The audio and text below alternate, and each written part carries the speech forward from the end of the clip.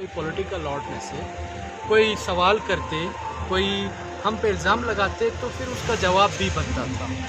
किस कैपेसिटी में ये मिनिस्टर बना? ये तो हक था पॉलिटिकल एक्टिविस्ट का, ये तो हक था मेरे PMLN और पीपल्स पार्टी के जवानों का। वो अपनी ज़िंदगी, अपनी जवानी बर्बाद करें जमात के लिए, फिर कभी उनके लिए कोई पोजीशन बनती है तो उस पोजीशन पर किसी और को छतरी से लाके बिठाए। वो इस गवर्नमेंट को पहले दिफा कर रहा है तो किस कैपेसिटी में दिफा कर रहा है? क्या वो उसकी गवर्नमेंट है? नहीं है।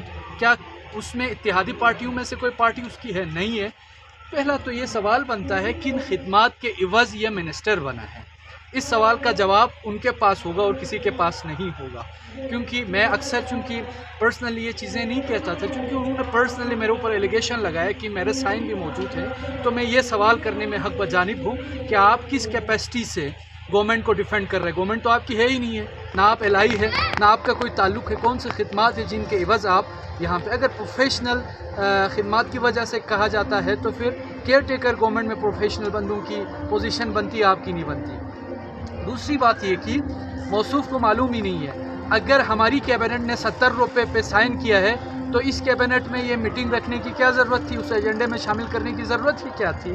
कितना भोंडा और बड़ा मजाक है कि हम अगर हमारी तरफ से अप्रूव हुई भी थी तो आराम से बैठ जाते। दूसरी बात, फिर यहाँ पर कैबिनेट में एजेंडे में वीट की रेट्स एनहेंसमेंट पे डिसीजन के बाद फिर कॉन्फ्रेंस करने की क्या ज़रूरत थी?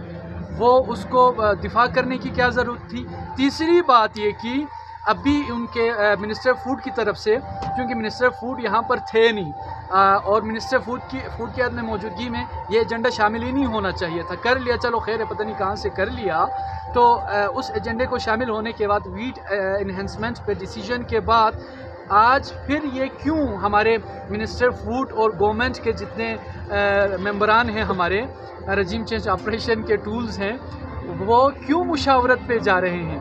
क्यों वो ये कह रहे हैं हम तमाम स्टेक होल्डर से मुशावरत के बाद फ़ैसला करेंगे, गवर्नमेंट अभी फ़ैसला नहीं की है? यानी खुद इस साहब के जुमले, इस साहब के इल्ज़ाम और गवर्नमेंट के मेंबरान जो मेरे पॉलिटिकल लॉर्ड्स में से हैं, मेरे मिनिस्टर्स हैं, मेरे मुख्तलिफ़ पार्टियों के एक्टिविस्ट हैं, उनकी तरफ से जो जवाबात आ रहे हैं, जो आवाम को पैगामात आ रहे हैं, वो कन्फ्लिक्ट है। तो मैं इमाम शाह साहब से गुजारिश करता हूँ ज़रा तैयारी करके आ जाएँ, ट्यूशन सही पढ़ के आ जाएँ।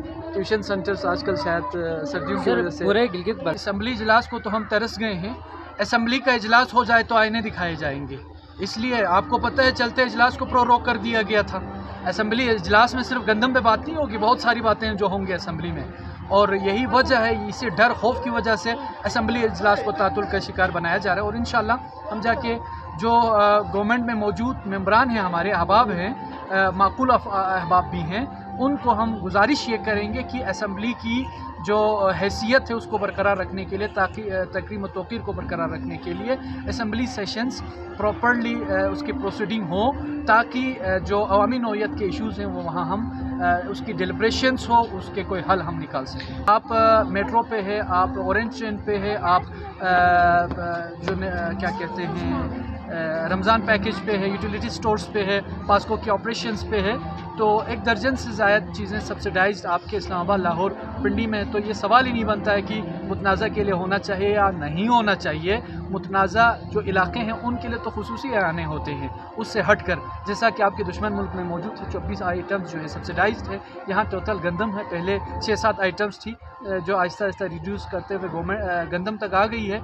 और वज़ीर-ए-आज़म पाकिस्तान ने भी एक जो नोटिफिकेशन जारी कर दिया था, वो नोटिफिकेशन भी मुबहम है, क्लियर नहीं है। उसमें कहीं नहीं लिखा हुआ है कि जो गंदम की रेट है उसको रिड्यूस करेंगे, नहीं लिखा हुआ है।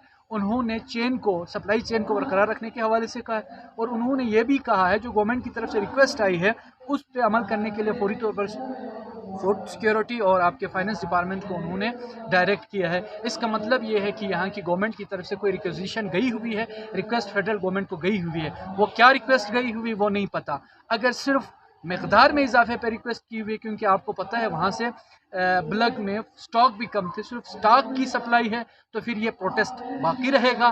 ہاں اگر گندم کی قیمت میں کمی کے ساتھ یعنی قیمتوں کو بحال رکھتے ہوئے سٹاک کی ریلیز ہے تو پھر ظاہر ہے ہم جو ہماری موومنٹ ہے اس میں ایجنڈا گندم کے علاوہ بھی اور ایجنڈا سے ان ایجنڈاز کی طرف ہم جائیں۔ سر مشیر اطلاعات نے یہ بھی دعویٰ کیا ہے کہ آپ کا سائن موجود ہے، اور وہ جو مشیر اطلاعات کو یہ نہیں پتہ کس چیز پہ سائن ہے، وہ پبلک کریں۔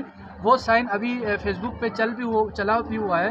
ہماری کمیٹی بنی تھی اسمبلی کے اندر جس میں امجد ایڈوکیٹ صاحب اس کمیٹی کا ہیڈ تھا، وہاں ہماری طرف سے یہ پروپوزڈ کمیٹی بنی تھی، اس کمیٹی نے جا کے فیڈرل گورنمنٹ کو نیگوسیشن کرنی تھی فیڈرل گورنمنٹ کے ساتھ۔